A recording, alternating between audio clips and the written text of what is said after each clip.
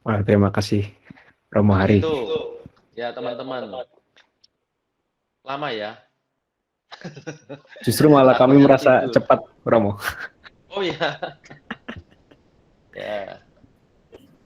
Luar biasa ya, bagaimana uh, Yakub dan Esau masing-masing karakternya, lalu bagaimana Yakub dan Esau dihubungkan, khususnya Yakub dihubungkan dengan Kristus, begitu Romo ya. Ya. Luar biasa pemaparan dari Romo Hari. Terima kasih. Nah, sampai di sini kita masuk sesi tanya jawab ya. Tadi kita kira-kira ada kurang lebih 1 jam ya, 1 jam kurang untuk mungkin bisa melakukan tanya jawab. Nah, monggo silakan kalau ada pertanyaan yang mau ditanyakan kepada Romo Hari, monggo silakan. Kalau mau cerita juga boleh loh ya.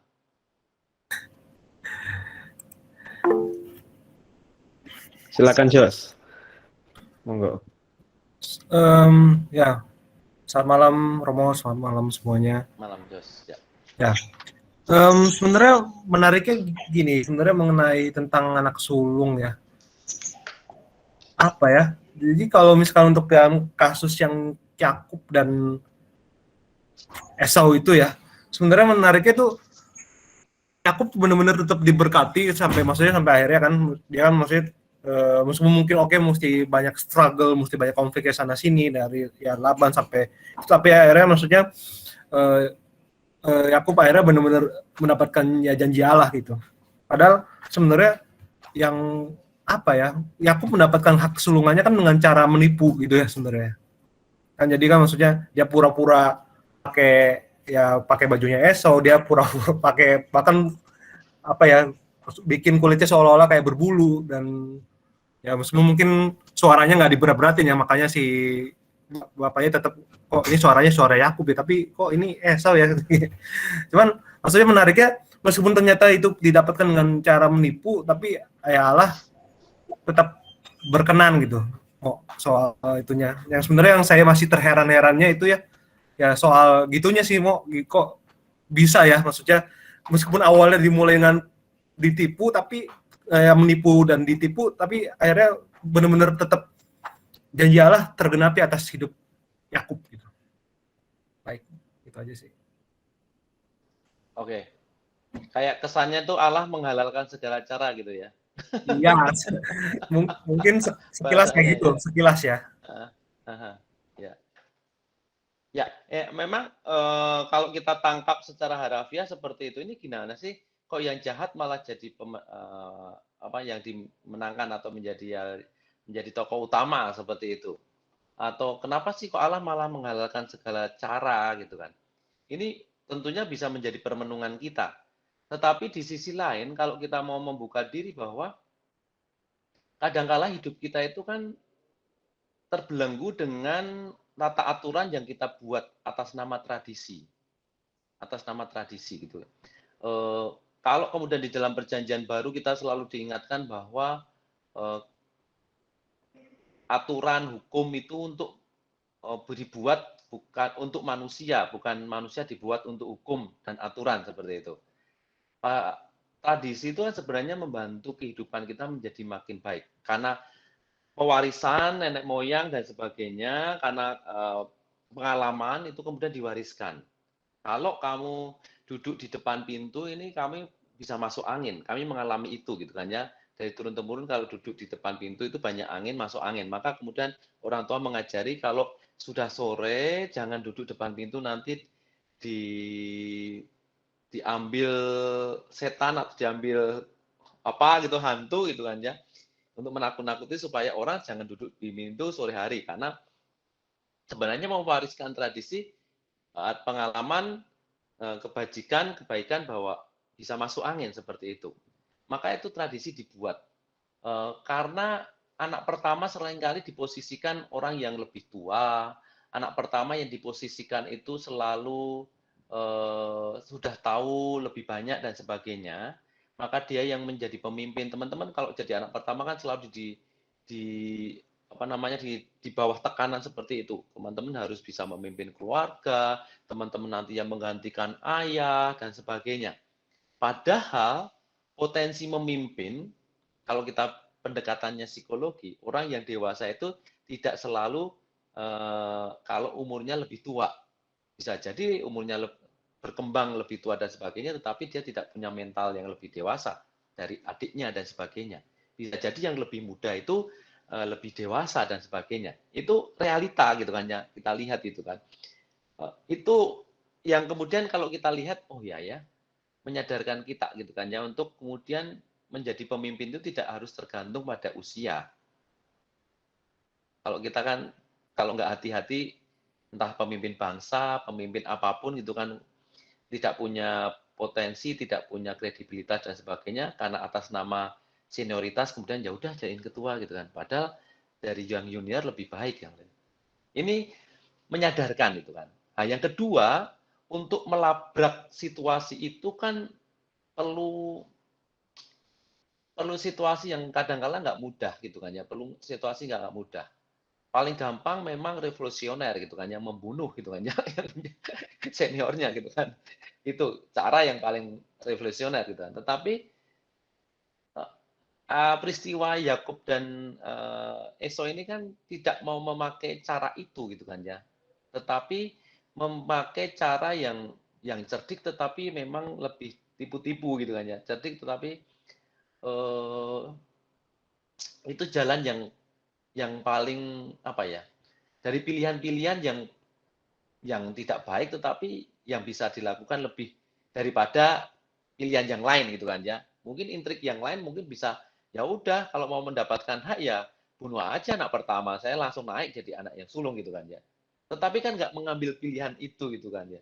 Tapi mengambil pilihan yang ya masih menyelamatkan gitu kan ya. Meskipun kemudian disadari itu tindakan salah dan kemudian Yakub meminta maaf. Dari kisah hidup itu kan macam-macam itu yang mau saya lihat. Jadi bukan saya malah melihatnya bukan dari sisi kok Allah kok pakai kelicikan ya, Allah kok pakai intrik ini. Tapi bahwa ketika kita itu mau membuat terobosan itu kadangkala perlu perlu membuat pilihan yang berat, salah, tetapi lebih lebih apa ya, tidak terlalu salah juga gitu kan ya, tidak terlalu jahat juga. Ini kadang-kala kita harus berpikir itu gitu kan ya. Kayak kalau teman-teman seringkali diajak untuk berpikir gitu, kalau ada ibu yang punya anak banyak, terus dia tidak punya income, anaknya kelaparan gitu, dia harus ngasih makan anaknya kan. Itu kan membuat pilihan-pilihan gimana ya, apakah membunuh orang untuk kemudian mendapatkan makanan, merampok, atau kemudian mencuri, atau ngutil gitu-gitu macam-macam kan itu kan. Tingkat level dosanya kan macam-macam itu. Maka ini menarik gitu kan, ini menarik ini untuk mendobrak sesuatu tradisi, mendobrak sesuatu yang dianggap manusia lazim, tetapi akhirnya menyadarkan manusia bahwa oh ya ternyata yang punya potensi untuk memimpin itu Yakub. Dia lebih orang yang sejak dini sudah cinta damai, lebih berpikir panjang dan sebagainya, tidak pendek gitu kan. Kalau Esau bisa dibayangkan kalau dia memimpin Israel, apakah memungkinkan untuk itu? Maka selalu ya mungkin jadi koreksi bagi kita ya. Seringkali kan di zaman kita itu apa di kerajaan di mana itu di Jawa umpamanya atau di mana itu kan selalu anak pertama yang mewariskan tahta gitu kan. Padahal seringkali adik-adiknya yang lebih punya jiwa kepemimpinan dan sebagainya. Itu yang rasanya juga menjadi kritik bagi kita bersama untuk melihat itu gitu kan ya. Ini sebenarnya menjadi kritik bersama ya. Maka kemudian Yesus hadir itu ingin disadarkan kepada kita, oh iya ya, yang punya hak sulung itu meskipun ada nabi-nabi sebelumnya, ada Yohanes sebagainya, tetapi Allah memilih yang sulung ini loh. Ya, dia sebagai anak sulung ini loh. Ini mau diingatkan seperti itu. Kurang lebih itu yang saya lihat. Baik, Mo. Wah, Terima kasih. luar biasa Romo. Monggo yang lain ada yang mau bertanya lagi? Kita punya banyak waktu nih untuk tanya jawab nih, kita bisa leluasa untuk tanya jawab kesempatan kali ini. Apa? Saya mau sharing sedikit aja sih. Ya, Terus, ya seperti yang dibilang Romo tadi, emang di orang Batak itu memang hak kesulungan itu penting sekali gitu. Kalau di orang Batak itu juga yang di anak pertama laki-laki itu memang dapat harta lebih banyak, paling nggak di keluarga saya lah gitu. Nggak tahu yang lain, mungkin beda-beda. Tapi ya itu seperti bilang Pak Romo tadi, sudah lebih banyak, tapi membagi yang banyak itu juga di keluarga Batak itu kadang susah gitu. Membagi yang ada juga masih susah. Ya, di keluarga pribadi saya juga ke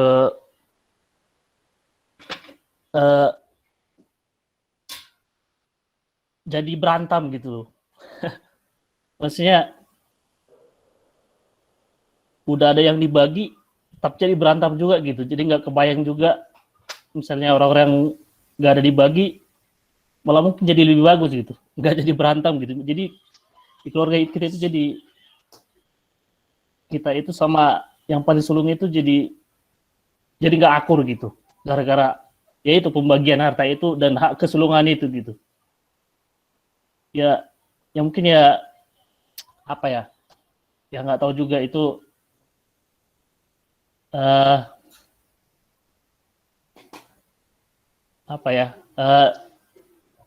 buat kita itu di keluarga itu ya buat kita malu gitu. Di kampung itu kita tetangga-tetangga tahu gara-gara pembagian harta hak kesulungan itu nggak membawa berkat gitu. Jadi ya seperti bilang pastor tadi, ya karena memang di orang Batak itu memang laki-laki itu penerus orang tua, anak laki-laki yang paling besar. Itu laki-laki, bukan perempuannya. Jadi ya seperti itu, kalau nggak bisa diandalkan memang ya keluarga itu jadinya yang nggak bisa dipimpin, ya repot juga gitu. Tapi pun kalau secara default memang dia harus yang memimpin gitu. Tapi kalaupun ada yang lebih mampu, ya itu nggak bisa. Ya itulah di hak kesulungan itu. Mau nggak mau dia yang harus memimpin. Ya syukur-syukur kalau memang dia yang paling mampu di keluarga itu, ya membawa keluarga itu lebih bagus, ya baiknya seperti itu gitu. Ya gitu aja sharingnya, Romo. Ya, thank you, Amboy Sitio. Ya, ini menarik juga ya, karena berkaitan dengan kesulungan dan sebagainya itu kan seringkali terjadi perpecahan dalam keluarga ya. Perpecahan yang dalam arti kadang-kala kalau kita sering dengar gitu kan, berantem antar anak dan sebagainya gitu kan ya. Kalau di kerajaan-kerajaan itu bahkan sampai perebutan gitu kan, kekuasaan dan sebagainya. Ini yang menarik gitu kan dalam kehidupan kita. Tetapi kalau kita lihat tadi, Yakub itu bukan mengambil pilihan dengan cara kekerasan, tetapi dengan kelembutan gitu kan, untuk mendobrak itu gitu kan. Mendobrak itu. Saya nggak tahu sense Ribka itu apakah bisa melihat bahwa ini Yakub ini lebih bisa memimpin nih nantinya ke depan, seperti itu. Bisa jadi gitu, dia seorang ibu yang sangat kenal anaknya, sangat memahami anaknya, sehingga dia membuat pilihan seperti itu. Tapi memang menjadi kesadaran kita untuk melihat lebih jauh. Kadang-kala kita itu karena merasa lebih tua, lebih senior, kadang-kala menjadi orang yang tidak rela untuk dipimpin oleh yang muda. Bisa jadi seperti itu. Karena atas nama yang pertama, atas nama sulung, atas nama lebih tua itu selalu apapun lah, entah di dalam organisasi di kampus ataupun di dalam kehidupan gereja bahkan gitu kan, romonya merasa bahwa saya romonya lebih usia lebih tua, maka saya harus menjadi kepala, atau yang lebih muda menjadi junior pembantu gitu kayak gitu, atau vikaris seperti itu. Tetapi kalau secara kemampuan kualitas sebenarnya enggak gitu kan ya. Yang junior ini sebenarnya lebih mampu gitu kan ya. Kalau kita nggak hati-hati dalam berorganisasi, dalam entah perusahaan bahkan ataupun dalam kehidupan kita, hidup kita menjadi stuck, nggak maju gitu kan. Karena dipimpin oleh orang yang tidak sesuai dengan kemampuannya seperti itu, tidak tepat seperti itu. Maka ini harus fair. Memang kita berharap bahwa anak sulung secara biologis tetapi sekaligus mampu. Tetapi kan tidak semua orang punya kemampuan seperti itu. Yang anak pertama selalu menjadi orang yang mampu untuk menjadi pemimpin gitu kan ya. Tidak semua gitu kan ya.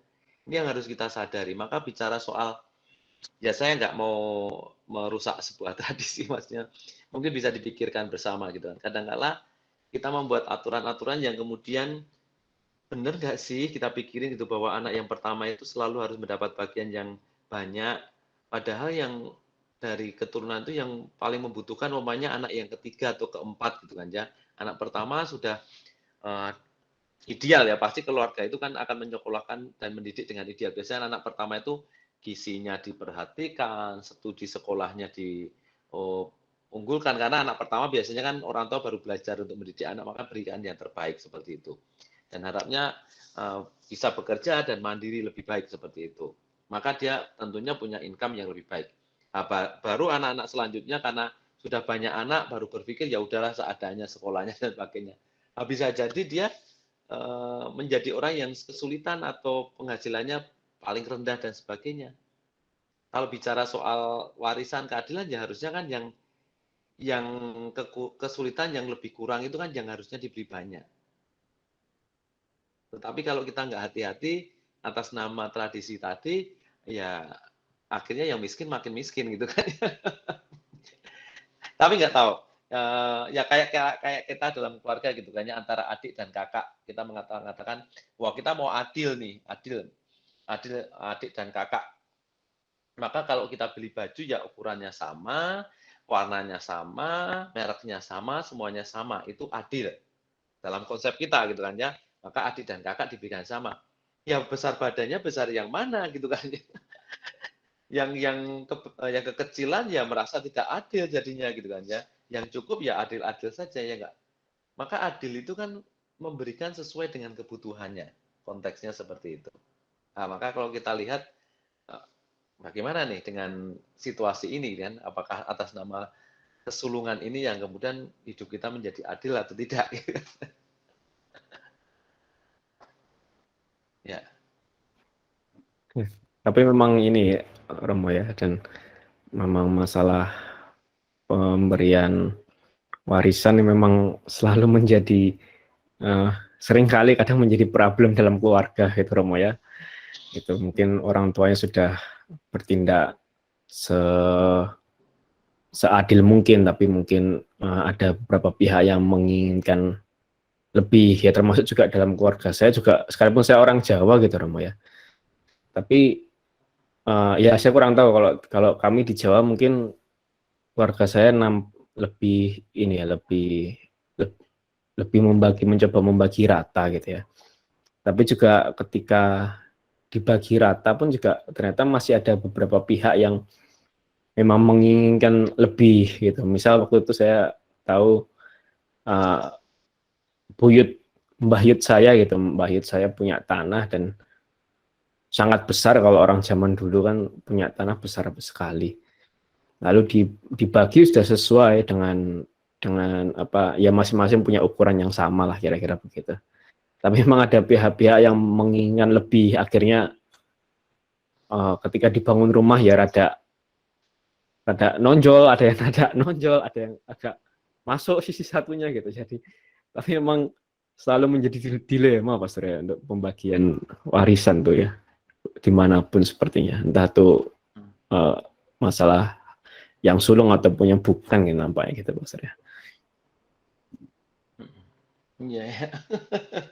Tetapi yang baik, yang menarik dari sosok Yakub tadi, akhirnya di endingnya dia meminta maaf pada Esau, itu hanya langkah yang rasanya menarik juga ya, bahwa ketika kita membuat langkah yang salah gitu hanya dengan menipu dan sebagainya itu,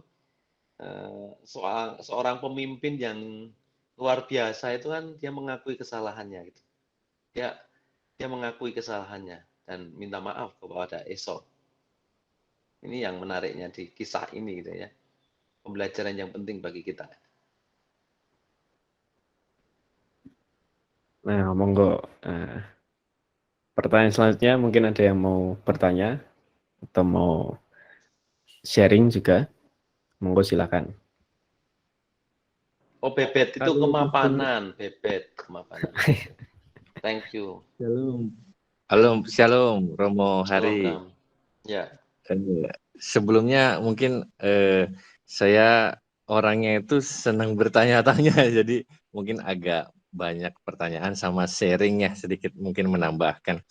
Jadi yang Romo bilang itu saya setuju banget tuh yang terkait Yakub ya, dia tipenya mengandalkan Tuhan banget ya, karena mungkin dia tipenya juga bukan orang yang dia pandai berperang atau pandai berburu, jadi dia lebih mengandalkan pikirannya ya. Nah, saya setuju sih karena kebanyakan saya lihat di kisah-kisah Alkitab itu Tuhan lebih memilih orang yang mengandalkan Tuhan ketimbang yang kayak kasusnya nih Esau, kan dia berburu pasti dia percaya dirinya tinggi gitu kan, seperti yang ada di slide yang Romo tuliskan ya. Nah, mungkin yang saya mau tanyakan tuh, jadi di terjemahannya ini agak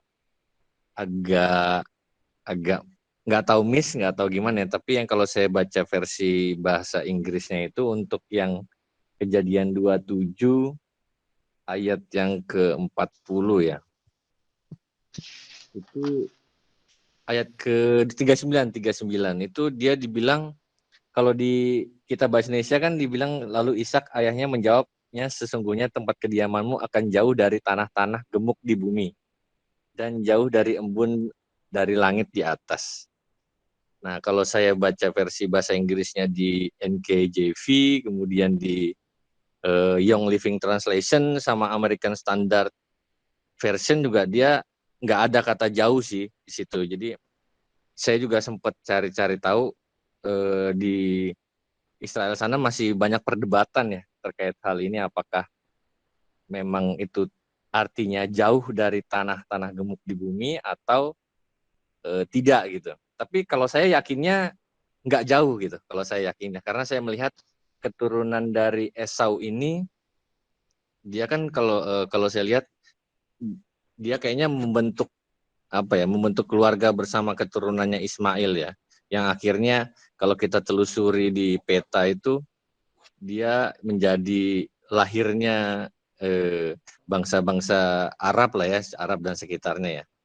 Nah, saya telusuri mereka juga istilahnya banyak duitnya ya istilahnya ya. Seperti yang cerita yang pas Romo bilang juga, kalau ketika Yakub meminta maaf kepada Esau ini kan dikatakan Esau ini juga memiliki harta yang banyak ya. Dia walaupun, nah ini berkat seperti apa nih yang membedakan antara keduanya. Nah, kemudian saya baca lagi di Kejadian 27 ini ada hal menarik ternyata, yaitu perbedaannya di ayat yang ke-28 dengan yang ke-39. Jadi di 28 ini saya bertanya-tanya gitu Romo, kenapa kok Allah ini menyebutkan embun dari langit yang pertama, kemudian tanah-tanah gemuk di bumi yang kedua. Sedangkan pada ayat ke-39 ketika berkat kepada Esau, dia itu tanah-tanah gemuk di bumi dulu, baru embun dari langit di atas. Nah, menurut saya menarik sih. Kenapa kok? Tadi balik lagi ya, seperti yang saya bilang, mungkin saya mengacunya kepada kata-kata yang akan jauh dari tanah itu masih jadi perdebatan sebenarnya dalam kalau saya baca-baca ya di internet gitu, bangsa Israel, rabi-rabi bangsa Israel masih bingung juga apakah itu jauh dari tanah atau bukan. Tapi menurut saya sendiri sih, kalau saya pribadi, menurut saya kayaknya bukan jauh dari tanah. Tetap terjemahannya dia kalau bahasa Inggrisnya itu sebentar ya. Kalau bahasa Inggrisnya tetap behold your dwelling shall be of the fatness of the earth. Jadi tetap sama-sama terberkati ya. Cuma yang bedanya yang satu terberkati lewat Tuhan, artinya keturunannya, hingga keturunannya, yang satu lagi dia terberkati dengan usahanya. Seperti yang tertulis di ayat ke-40. engkau akan hidup dari pedangmu dan engkau akan menjadi hamba adikmu. Jadi dari pedang ya, dari usaha. Kita kan pedang melambangkan kerja kerasnya sendiri. Nah, jadi ini menarik sih menurut saya karena kok ada perbedaan. Yang pertama langit disebutkan, kemudian tanah gemuk di bumi. Yang kedua untuk Yakub, kemudian juga untuk Esau itu dia bumi dulu disebutkan, baru dia langit ya. Nah, kemudian juga terkait yang berbalik dengan Esau yang Romo bilang ya, berbaikan kembali. Itu menarik juga di situ. Di situ kita bisa mempelajari juga untuk Yakub ya. Di situ ayat khususnya 8 sampai 11 ya. Itu saya lihat Yakub itu selalu di situ menyebutkan nama Allah dia. Tetapi ketika Esau berbaikan dengan Yakub, tidak ada disebutkan kata Allah. Nah, kalau kita lihat ya di ayat yang pasal 33, Kejadian pasal 33 ayat yang ke-10 disebutkan di situ. Bagiku serasa melihat wajah Allah. Kemudian juga di ayat lainnya juga disebutkan dia kalau ya banyak kata Allah ya di situ. Tapi kalau Esau menanggapinya dengan tidak ada kata Allah satu kali pun. Jadi di situ benar sih kata yang Romo bilang ya, si Esau ini tipe yang dia mengandalkan dirinya sendiri, sedangkan Yakub ini berpegang kepada Tuhan, mengandalkan kepada Tuhan. Mungkin ini juga yang saya lihat banyak kisah-kisah di Alkitab seperti Gideon, terus kemudian juga Daud. Daud kan dia juga awalnya kan tidak dipilih ya dari Nabi Samuel melihat anak pertama justru yang lebih keren, yang lebih ini. Tapi kenyataannya anak ke-8 ya dari si bapaknya Daud ya. Ternyata yang dipilih Tuhan. Jadi ternyata Tuhan memilih orang-orang yang bukan dari kalangan yang hebat, tapi justru Tuhan memilih orang-orang yang selalu mengandalkannya. Paling itu aja sih pertanyaan saya sama mungkin tambahannya ya. Maaf juga kalau kepanjangan. Terima kasih Romo. Thank you, Bram. Abraham ya. Menarik juga nih, Abraham. Nah, tapi memang kalau kita mau telusuri bahasa, saya harus cek dulu nih bahasa Latin Ibraninya dan sebagainya gitu kan ya. Tetapi kalau kita lihat dari tafsir Desonya, memang melihat bahwa kalau kita bicara soal Allah itu kan selalu dianggap Allah itu ada di atas seperti itu. Di langit itu posisi Allah dan di bumi itu kan posisi manusia, bahkan kedosaan dan sebagainya itu ke bawah, di bawah seperti dunia bawah dan dunia atas. Itu yang juga bisa membedakan gitu kan ya, bahwa atas itu digambarkan Allah, bawah itu menggambarkan bumi. Bisa jadi ini kalau kita melihat kerangkanya tadi berkaitan dengan pembedaan dulu embun dari atas, kemudian baru bumi yang gemuk, tapi dibalik di ayat 29 kenapa kemudian tanah yang gemuk dulu baru langit dari atas, bisa jadi ini yang soal mengandalkan dan sebagainya, ini yang mau dipenegas bahwa yang pertama-tama Allah nih yang mau diorientasikan, yang mau dilihat. Baru kemudian berangkat dari atas, kemudian baru mengelola bumi. Tapi yang kedua, bicara bumi, dan kemudian baru ke atas, seperti itu. Ini rasanya juga menarik gitu kan ya, kalau kita lihat dari posisi kedudukan Allah dan kehidupan manusia. Bagaimana sih kedudukan kita dan kedudukan Allah?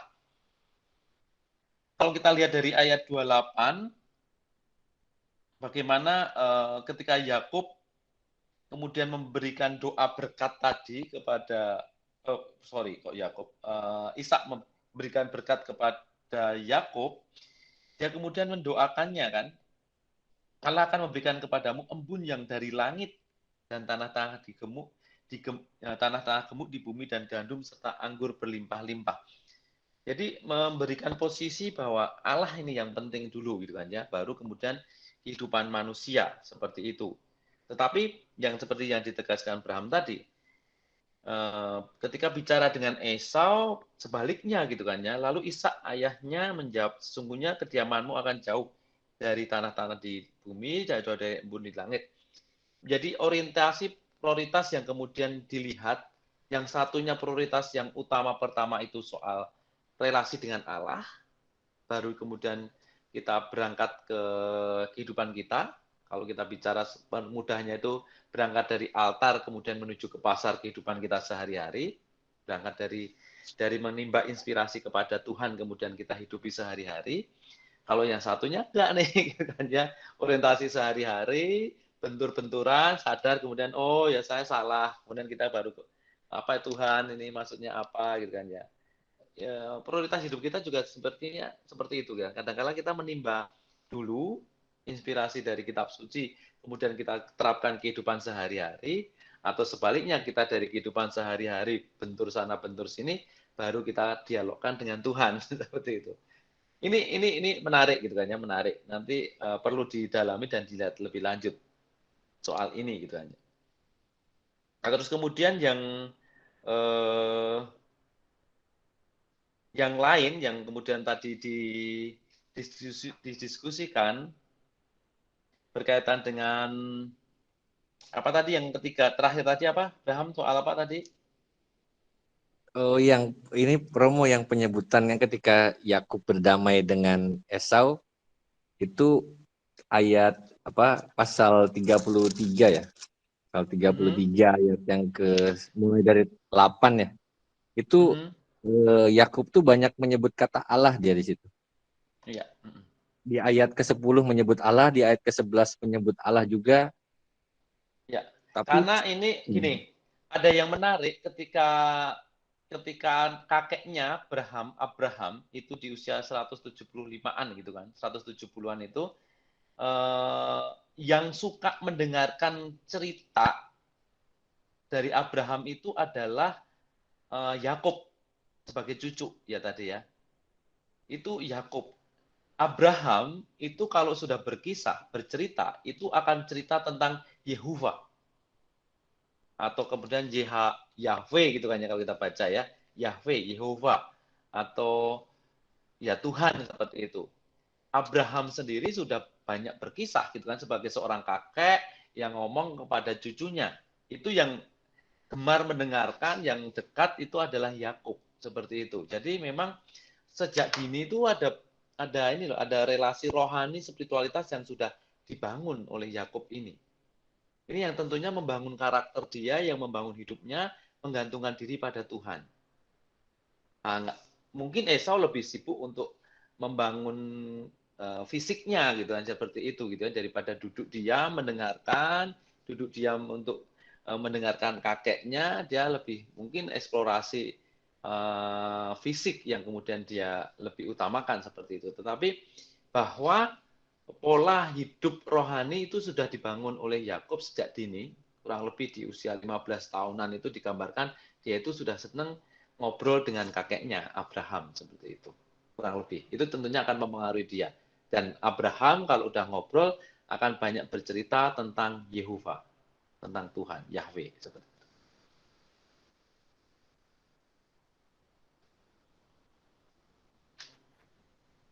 Nanti diskusi lebih lanjut harus ditelusuri Bram, daripada saya membuat tafsir aneh-aneh gitu kan.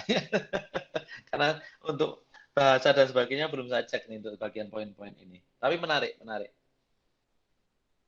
Terima kasih banyak Pastor penjelasannya. Waduh, mantap. Nah, makasih. Luar biasa. Monggo selanjutnya kalau ada yang mau bertanya atau mau men-sharingkan. Saya ingin bertanya, Pastor. Ya. Iya, khususnya atau persisnya itu di ayat yang terakhir dari perikop yang kita baca. Jadi ayat ke-40. Jadi kan dikatakan bahwa engkau akan hidup dari pedangmu dan engkau akan menjadi hamba adikmu. Tetapi disambung kemudian, tetapi akan terjadi kelak apabila engkau berusaha sungguh-sungguh, maka engkau akan melemparkan kuk itu dari tengkukmu. Saya hanya ingin bertanya karena penasaran. Kalau dikaitkan dengan situasi yang terjadi setelahnya, apa yang terjadi ya? Apakah memang kemudian Esau ini, atau katakanlah keturunan Esau ini berhasil untuk melepaskan kuk itu, di mana dikatakan Kuk itu adalah ia menjadi hamba, atau katakanlah apa ya, keturunannya akan menjadi hamba dari keturunan, katakanlah keturunan dari Yakub gitu ya, mungkin seperti itu. Jadi yang saya tanyakan, apakah keadaan saat ini atau setelahnya itu ada situasi itu berhasil dengan usaha. Lalu kalau usaha macam seperti apa ya kira-kira ya? Ya, ini adalah pertanyaan yang iseng saya tanyakan. Bagaimana kemudian gitu ya? Itu saja sih, Romo. Oke, thank you untuk pertanyaannya ya, yang luar biasa. Meskipun dalam kitab suci nantinya yang akan lebih banyak dibahas itu adalah Yakub, karena berkaitan dengan keturunan 12 keturunan Israel ini gitu ya. Kalau kita melihat memang kalau sikap hidupnya Esau yang mengedepankan fisik dan otot, bahkan kemudian digambarkan nantinya dia lebih menggunakan pedang untuk melakukan banyak hal seperti itu, memang akhirnya yang tergambar dia menyelesaikan banyak hal itu dengan sikap kekerasan, tindakan kekerasan itu ya. Tetapi lagi-lagi bagaimana sosok Yakub ini bisa memberikan keteladanan lagi gitu kan ya. Ketika dia mau berdamai dengan Esau, lagi-lagi Yakub mau merendahkan dirinya, rendah hati untuk menunjukkan penyesalannya kepada Esau, serta memberikan banyak persembahan untuknya. Dan dari situlah Esau melunak dan ia berdamai dengan adik kembarnya itu. Jadi untuk melembutkan hati kakaknya itu gampang gitu, kasih makanan seperti itu. Diajak ngobrol, diajak ngopi, diajak makan seperti itu. Karena karakter dia sebenarnya keras, karakternya keras. Karena seorang pemburu, saya tidak mau ngomong buat teman-teman yang suka berburu itu karakternya keras, tapi bagaimana jiwa yang kemudian mau ditunjukkan di sini adalah karakter kekerasan, karakter membunuh, karakter otot yang diutamakan dan sebagainya, seperti itu yang digambarkan dari sosok Esau. Maka kalau kemudian digambarkan di dalam ayat 40 itu berkaitan dengan pedang, berkaitan dengan menjadi hamba, ini mau ditunjukkan loh, kamu itu kalau hanya melakukan tindakan itu dengan sikapmu seperti itu, maka kamu tidak layak untuk menjadi pemimpin. Itu ditegaskan terus sebenarnya. Di reminder nih bagi Esau bahwa nggak bisa nih dengan cara kekerasan, dengan pola itu kamu bisa memimpin bangsa yang besar ini nanti. Bangsa besar ini tidak akan bisa berkembang kalau dihidupkan dengan cara berperang atau dikembangkan dengan peperangan seperti itu. Tidak akan membawa perdamaian.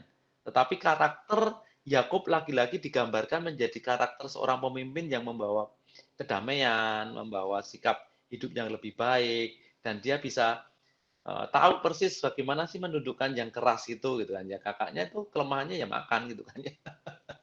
Dia membawa banyak persembahan untuk melunakkan hati kakaknya gitu kan ya, untuk membawa perdamaian itu. Maka lagi-lagi kalau bicara soal Yakub itu kan artinya kan cerdik gitu. Dia betul membawa kecerdikan. Hidup kita kan ditantang bagian ini gitu. Banyak persoalan, banyak permasalahan hidup kita itu bisa diselesaikan kalau kita itu cerdik. Maka ditegaskan cerdiklah seperti ular dan dulu seperti merpati. Kalau kita nggak hati-hati gitu, kita selalu ingin menyelesaikan banyak hal itu dengan kekerasan. Ya kalau bicara baik-baik nggak bisa, ya udah kekerasan gitu kan ya. Kita adu jotos. Siapa yang menang itu yang benar gitu kan ya. Kalau kita melanggar di jalanan ya kita main marah dulu, yang bisa menggertak duluan yang menang ngomongnya gitu. Ini yang sering kali terjadi di dalam hukum rimba gitu kan ya. Tetapi kita mau disadarkan, kita bukan hidup dalam hukum rimba nih. Sosok Yakub ini memberi kesadaran besar untuk itu. Kalau kita bisa keluar dari itu, maka kuk yang dipasang itu akan bisa dilepas. Kuk itu kan, kalau kerbau itu dikasih kuk itu untuk diarahkan itu loh. Tapi kalau kita sudah bisa mandiri, dewasa, ya nggak perlu kuk gitu kan. Kita menjadi tidak dewasa di hadapan Allah, tidak bisa hidup sesuai dengan kehendak Allah, maka kita harus dipasang kuk gitu kan.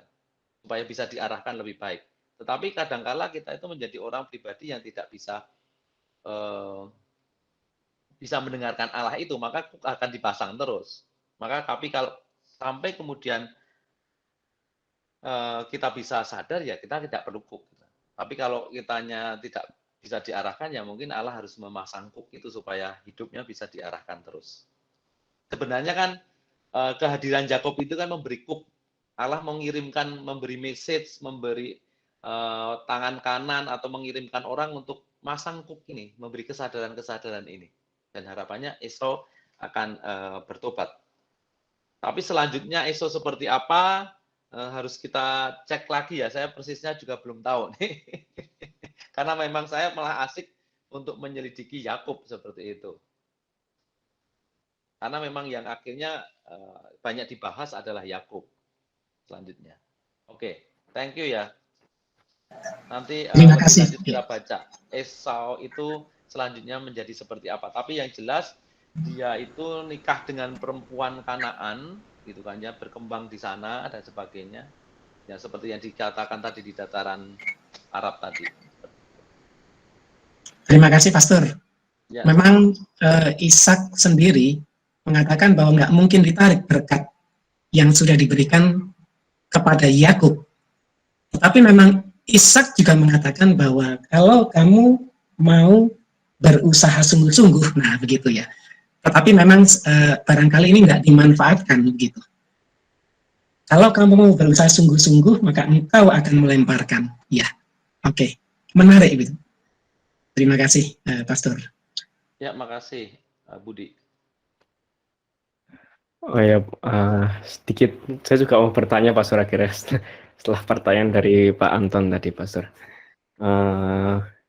Memang ini menjadi pertanyaan bahwa ketika Ishak memberikan berkat bahwa Yakub itu akan menjadi tuan atas Esau, itu menjadi pertanyaan karena nampaknya selama mereka hidup tidak terpenuhi nampaknya nubuatan itu gitu. Jadi tidak nampak di sini tidak pernah terlihat bahwa Yakub memerintah Esau. Malah mungkin sebaliknya tadi yang Pastor sampaikan bahwa Yakub malah minta maaf ke Esau itu sampai mengirim banyak sekali kambing, domba dan lembu gitu kan, dikirim budak-budaknya, para perempuan juga dikirim, semua itu luar biasa tuh barisan persembahan untuk Esau itu demi Esau tidak marah kepada dirinya gitu. Nah, tapi yang menarik juga ketika saya temukan ternyata mungkin keturunan selanjutnya gitu ya, bagaimana Yakub ini menggambarkan Israel. Nanti pada akhirnya kan ketika Yakub bergulat dengan malaikat Tuhan itu namanya diubah menjadi Israel, dan Yakub adalah bapa bangsa Israel. Dan Esau ini menjadi bapa bangsa Edom begitu. Nah, dan memang kalau kita baca di 2 Samuel 8 ayat 14 itu dituliskan begini. Lalu Daud maksudnya. Daud menempatkan pasukan-pasukan pendudukan di Edom. Di seluruh Edom ditempatkannya pasukan-pasukan pendudukan sehingga seluruh Edom diperbudak oleh Daud.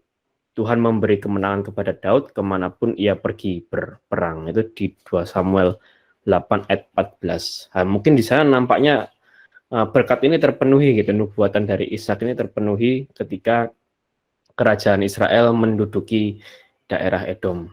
Lalu mungkin ternyata menariknya nubuatan di ayat 40, Kejadian 27:40 ini juga terpenuhi nampaknya, Pastor. Jadi kalau kita baca di 2 Raja-Raja 8 ayat 20, 2 Raja-Raja 8 ayat 20. Mungkin lengkapnya ayat 16 sampai 24 ya.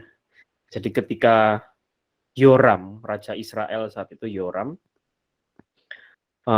sudah tidak menyembah Tuhan lagi, jadi mulai menyembah berhala, maka ayat ke-20, 2 Raja-Raja 8 ayat 20, pada zamannya memberontaklah Edom dan melepaskan diri dari kekuasaan Yehuda, dan mereka mengangkat seorang raja atas mereka sendiri. Nah, akhirnya Edom ini memberontak gitu. Dan ayat 22, demikianlah Edom memberontak dan terlepas dari kekuasaan Yehuda sampai sekarang ini. Lalu Libna pun memberontak pada masa itu juga. Nah, mungkin nampaknya nubuatan Kejadian 27 ayat 40 terpenuhi ketika Israel, atau khususnya di sini lebih tepatnya Yehuda, itu mulai tidak setia kepada Tuhan. Nah, lalu menariknya saya juga baca-baca Pastor ya, dalam catatan sejarawan Josephus Flavius gitu, zaman Makabe. Saya kurang tahu apakah ini tercatat dalam kitab Makabe di sini atau tidak, tapi dalam catatan sejarah Josephus Flavius, ternyata dalam zaman Makabe ini Edom itu didudukkan kembali. Jadi Edom itu mulai dijajah kembali oleh kerajaan Israel yang saat itu dipimpin oleh pemerintahan Hasmonian ya, jadi dinasti Hasmonian, dinasti Makabe gitu. Jadi dan saya merefleksikan dari kisah ini, ternyata bisa jadi mungkin saya yang nampaknya sebagai orang Kristen, orang Katolik yang percaya Yesus gitu ya,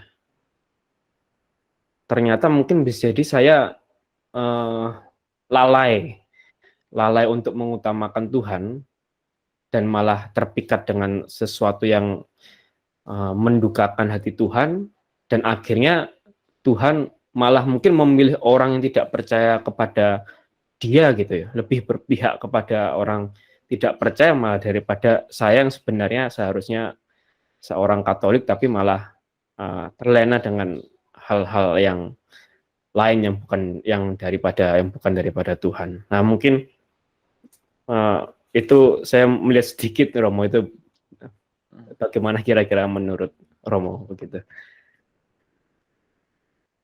Ya, menarik memang ini perjalanannya. Kalau sambil saya cek-recek gitu kan, sosok Esau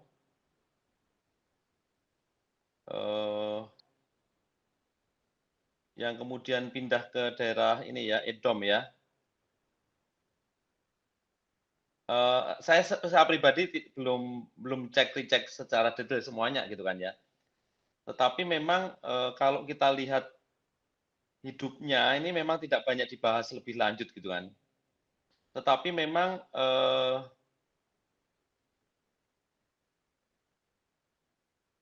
sempat kemudian diberitahukan di situ bahwa Esau melayangkan pedangnya, dilihatnya perempuan-perempuan dan anak-anak itu, dan sebagainya. Memang sikap-sikapnya masih menunjukkan sikap mau melebarkan kekuasaan dengan pedang seperti itu. Itu yang kemudian digambarkan di dalam banyak cerita-cerita berkaitan dengan Esau. Tetapi lebih lanjut bagaimana Esau selanjutnya dan sebagainya, itu harus dicek-recek betul gitu kan, karena nanti soal tahunnya berapa, kehidupannya bagaimana gitu, saya pribadi nggak mau tebak-menebak gitu kan, seperti itu. Kalau untuk lebih kritisi soal ini, saya perlu waktu untuk merecek dulu pendekatan historinya, pendekatan sejarahnya dan sebagainya, supaya saya tidak menduga-duga seperti itu. Itu sih kurang lebih kalau saya pribadi gitu. Terima kasih Romo. Ya. Mungkin boleh satu orang lagi atau satu atau dua orang lagi untuk bertanya. Ya, masih ada waktu.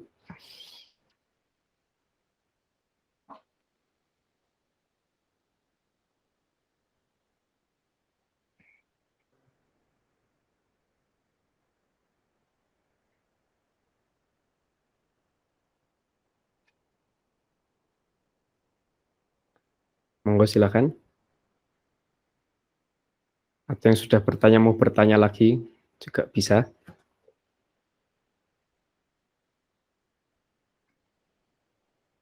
Karena kalau kita lihat sejarahnya juga keturunan-keturunannya dari Esau sendiri nggak begitu mendapatkan tempat cerita di dalam kitab suci.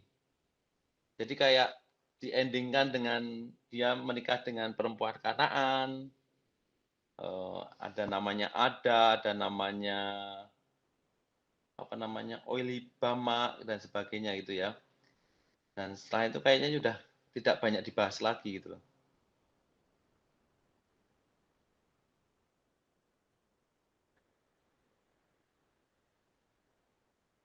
Ya mungkin dia karena udah keluar dari itu tadi, karena si keturunan Yakub yang jadi penerusnya, mungkin jadi Esau itu nggak banyak dicatat gitu kali Romo ya.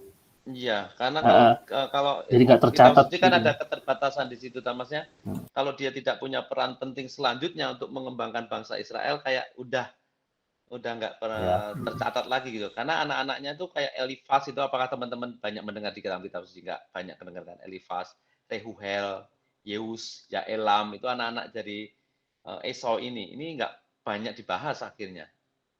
Yang banyak dibahas itu nantinya kan ada Lewi, Simeon gitu kan, nanti kan di imamat apa diteruskan terus itu cerita-cerita itu. Ini yang garis keturunan Israel gitu kan, seperti tadi. Ya, orang tuanya kecewa dia udah menikah dengan orang Kanaan seperti itu. Yang akhirnya ya garis keturunannya seperti sudah tidak dibahas lagi lebih jauh gitu kan. Sehingga untuk melacaknya juga kita mungkin kalau hanya berdasarkan kitab suci, tidak dengan buku pendamping yang lain akan menjadi kesulitan seperti itu.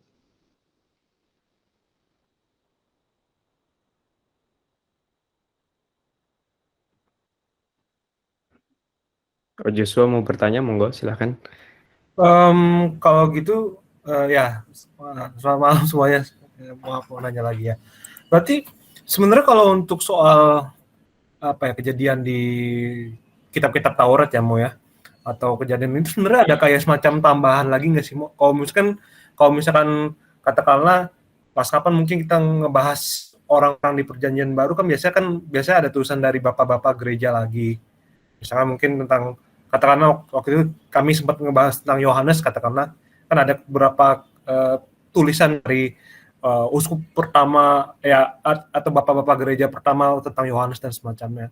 Tapi kalau misalkan untuk ya kayak kejadian gini atau mungkin keturunannya Yesus, sebenarnya harusnya ada nggak sih, Mo, sebenarnya catatan yang membahas tentang itu, catatan yang tidak termasuk dalam Taurat dan Alkitab ya tentu saja. Ya, mungkin catatan-catatan yang tidak dimasukkan di dalam kitab suci gitu kan ya.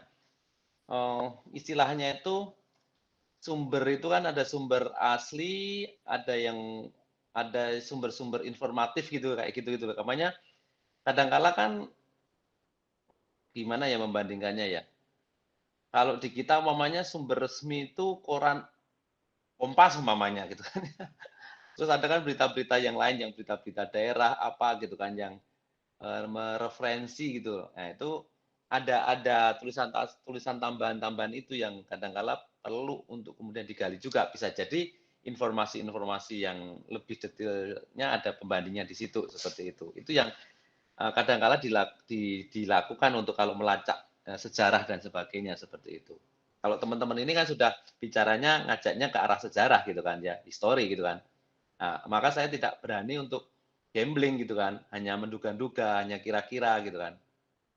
Tapi karena kalau mendasarkan sumber informasi dari kitab suci yang ada, kita akan kesulitan nih, maksudnya seperti itu.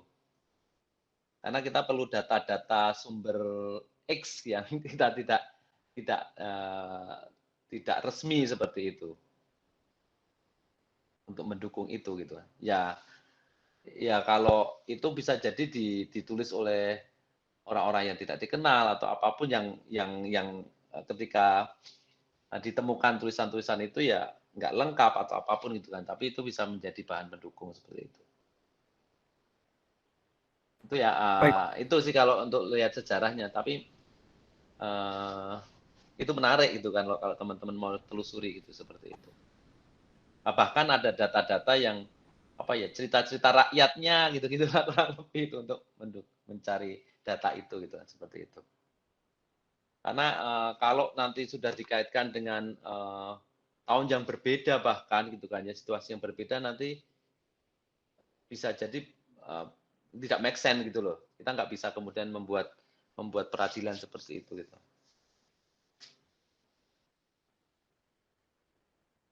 Itu sih kurang lebih. Baik, Tapi Mo. kalau yang kita lihat datanya, memang kalau kita mau telusuri sosok Esau-nya, kalau hanya berdasarkan kitab suci ya nggak luas, karena tidak ditulis detail setelahnya gitu kan. Karena nama-nama keturunannya pun di kitab suci udah nggak dibahas lagi gitu kan.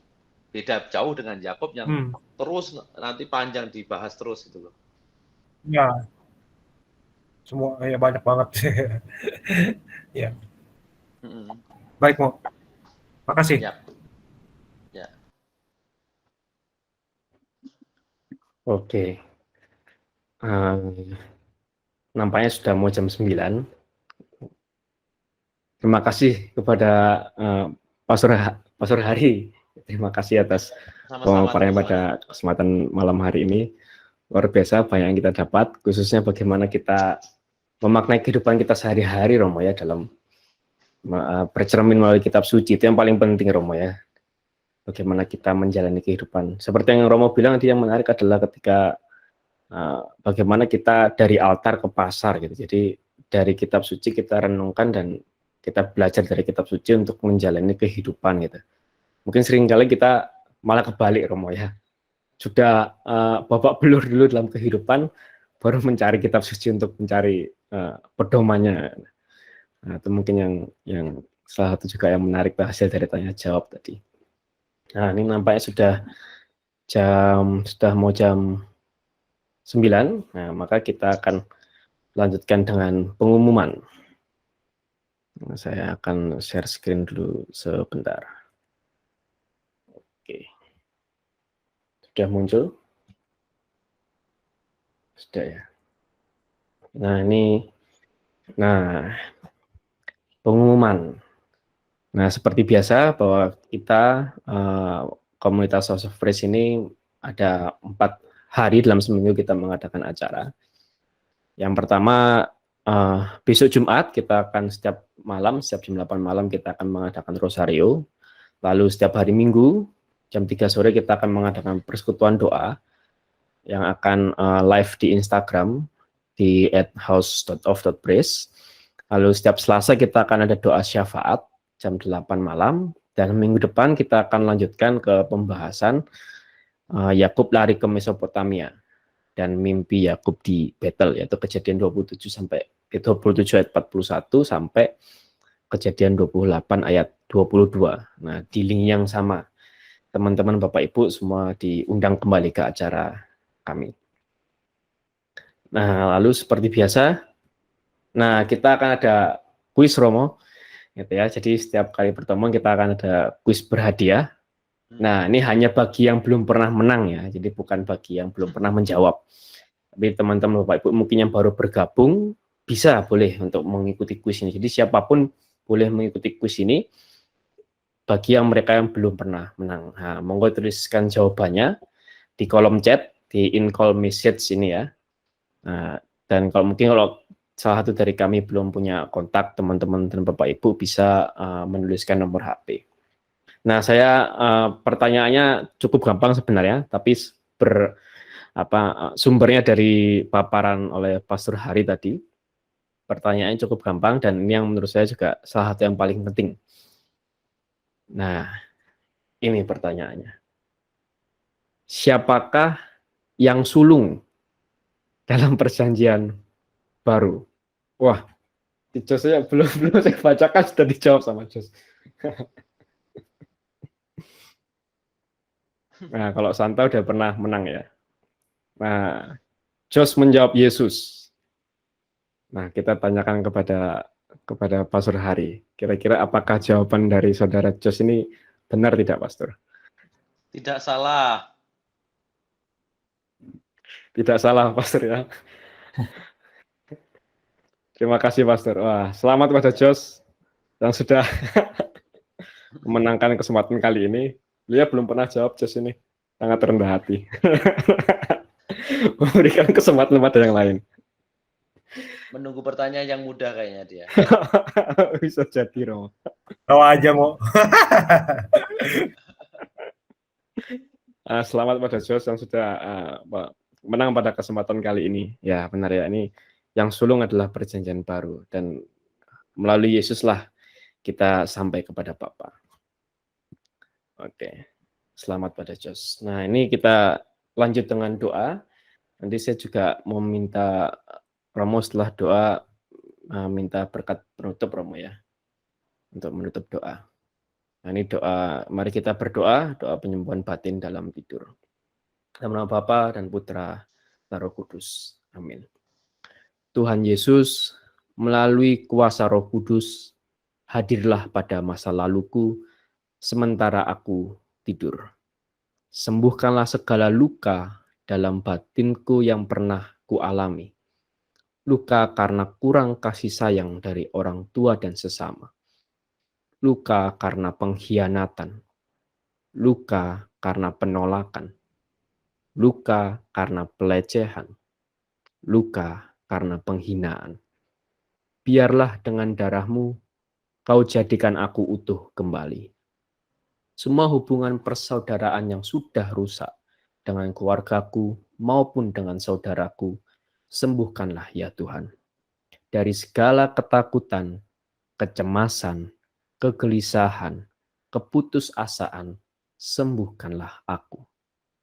Hadirlah Engkau ya Tuhan, supaya aku bisa mengampuni diriku sendiri, mengampuni sesamaku, mengampuni situasi yang menyakitkan.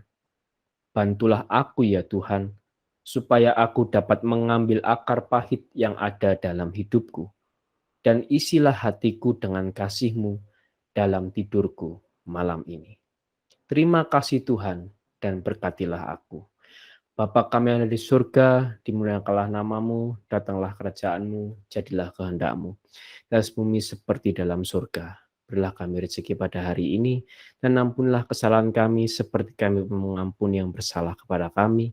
Dan janganlah masukkan kami ke dalam pencobaan, tetapi bebaskanlah kami dari yang jahat. Amin.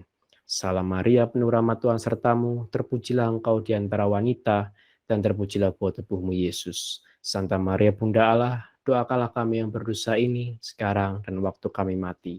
Amin. Salam Maria, penuh rahmat Tuhan sertamu, terpujilah engkau di antara wanita, dan terpujilah buah tubuhmu Yesus. Santa Maria Bunda Allah, doakanlah kami yang berdosa ini, sekarang dan waktu kami mati. Amin. Salam Maria, penuh rahmat Tuhan sertamu, terpujilah engkau di antara wanita, dan terpujilah buah tubuhmu Yesus. Santa Maria Bunda Allah, doakanlah kami yang berdosa ini, sekarang dan waktu kami mati. Amin. Tuhan bersamamu Dan bersama dan roh. bersama roh. Semoga kita semua, keluarga dan juga komunitas kita selalu dilindungi, dibimbing dan diberkati Allah Bapa yang Maha Kuasa, Bapa dan Putra dan Roh Kudus. Amin. Amin. Amin. Thank Terima you kasih. teman-teman Terima semuanya. Terima Selamat kasih. malam. Terima kasih, Romo. Terima kasih, Iya. Pastor. Terima kasih, Romo. Sama ya. Terima kasih. Semua. Kapan-kapan Ya, mengisi lah, Romo ya. amin semua. Terima kasih.